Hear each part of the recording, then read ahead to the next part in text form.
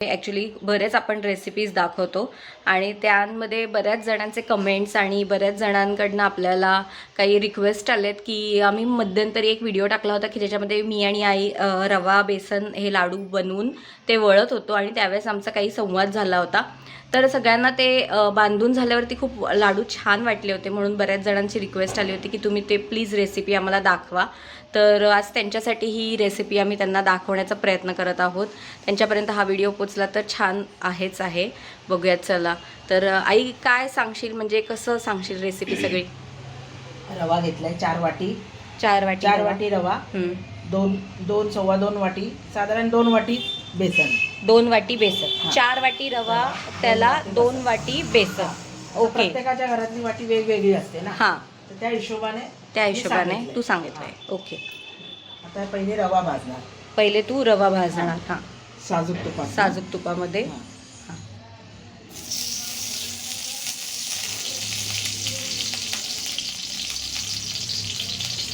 नाही ठेवायचा गॅस आणि जास्त लहान नाही. हां, सगळा रवा मीडियम वरती भाजायचा. हां.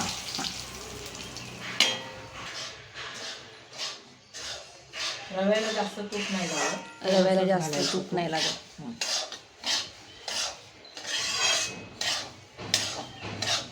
रवा साधारण थोडा एवढा ओलसर होऊ द्यायचा, जास्त ओला नाही. हां,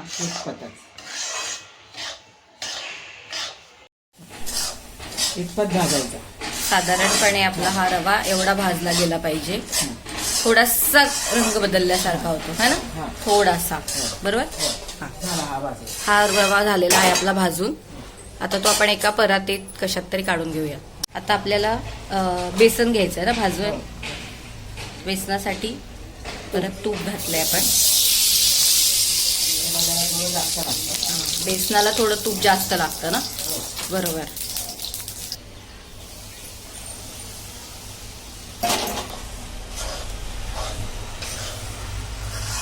बेसन मस्तपैकी आपल्याला भाजून घ्यायचं इकडे. साधारणपणे जसं आपण बेसन लाडूला भाजतो तसंच ना. हा, तर तेवढंच भाजायचं तसं.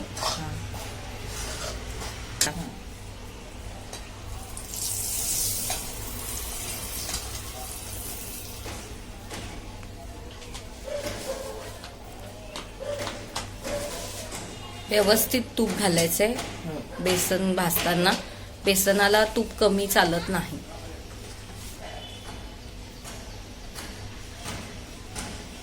गिठोळे होतात नाही तर कमी तुपामध्ये. तेच कोरडं नाही भाजायचं, म्हणजे मग ते व्यवस्थित होतात. हे बघा, हे आपण अजून त्याच्यामध्ये व्यवस्थित तूप घातलंय आणि हे कसं ओलसर दिसत असेल, असं कोरडं नाही येते. आणि अजून ते भाजता भाजता तूप सोडेल आणि जर वेळ पडली तर आपण अजून पण थोडंसं तूप घालू शकतो. आणि त्याचा रंग बदलेपर्यंत आपल्याला छान खमंग खरपूस असं बेसन भाजून घ्यायचंय.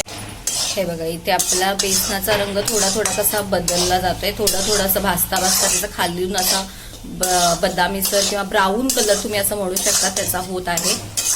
हे आपलं बेसन झालेलं आहे व्यवस्थितपणे भाजून, चांगलं खमंग भाजलेलं आहे छान असं. आणि हे इतपतच भाजायचंय. आणि आता रवा आणि हे बेसन आपण एकत्र ठेवणार आहोत, एकत्र करून घेणार आहे. आणि मग पूर्ण गार झालं ना की मग पाक करून त्याच्यात घालायचं. पूर्ण पाक करायचा आणि मग दोन्ही एकत्र करून ठेवायचं. आणि मग पाक केला की त्याच्यात पाकात हे दोन्ही ओतून द्यायचं. अच्छा. तर आपण पाक करणार आहोत इकडे. ज्या वाटीने आपण रवा आणि बेसन मोजून घेतलंय त्याच वाटीच्या प्रमाणाने घ्यायचं आहे आपल्याला. तर आपण ही साखर जी घेतली आहे ती साधारणपणे 5 वाट्या घेतल्यात. आपण साधारणपणे 5 वाट्या घेतल्या आहेत. आणि त्याच्यामध्ये आता आपण पाणी घालणार आहे. आपण ह्या लोटीच्या मापाने पाणी घालणार आहे. अशात 2 लोट्या पाणी घालणार आहे. किंवा साखर बुडाल्यावरती एवढं एक पेरकांड्यावरती पाणी आलं पाहिजे, हा एक प्रॉपर अंदाज आहे. कारण की लोटी म्हटलं तर तुम्हाला कळणार कसं, म्हणून तसा अंदाज सांगते.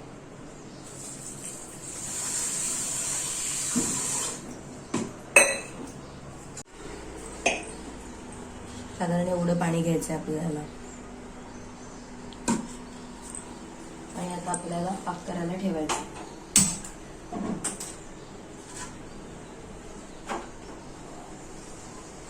झालं. पाक झाला की बघू. आपला पाक हा झालेला आहे. हे बघा, अशा पद्धतीने हे उचटणं वर करायचं आणि अशा कोपऱ्यातनं हे पाक पडताना बघायचा आणि ह्याचा घट्टपणा बघायचा आपल्याला. हे बघा, ह्याला चिकटपणा आलेला आहे व्यवस्थितपणे. हे बघा, हा असं एवढं झालं ना साधारणपणे. हे बघा, आता हा घट्टपणे हा असा झाला की आपला पाक झालेला आहे असं समजायचं. आणि आपलं जे मिश्रण आहे रवा आणि बेसनचं ते आपण ह्याच्यामध्ये घालायचं. आता हे आपण लाडूचं करायला घेतलं. मी म्हटल्याप्रमाणे हे बघा, हे असं पातेल्यामध्ये थोडंसं असं एकसारखं करून घ्यायचं म्हणजे ना आपल्याला झालेलं आहे. हे बघा, हे असं घ्यायचं. आपल्याला हवी ती साईज साधारणपणे आपण ठरवायची. साधारण एकसारखी साईज करण्याचा प्रयत्न करायचा. झालेलं आहे. आणि ह्याच्यामध्ये कसं छान मनुका घालायचा आणि तो त्याच्यात घट्ट दाबून घ्यायचा आणि आपण एक गोलाकार छान लाडूला द्यायचा. छानपैकी गोल करून घ्यायचे, मस्त वळवायचे आणि थोडंसं असं मध्ये मध्ये असं करून घ्यायचं. म्हणजे असं केल्याने असं तूप त्याच्यावरती येतं असं म्हणतात. छान असा दाणेदार मस्तपैकी लाडू तयार झालेला आहे. तुम्हाला दिसेल बघा. असे सगळ्या आपण लाडू आता वळवून घ्यायचे तेवढे. आणि ह्याच्यामध्ये आपण मगाशी तुम्हाला एकत्र करताना दाखवता नाही आलं, पण त्यावेळेला आपण ह्याच्यामध्ये थोडी वेलची पण घातलेली आहे बरं का. त्यामुळे तुम्ही वेलची पण घालू शकतात.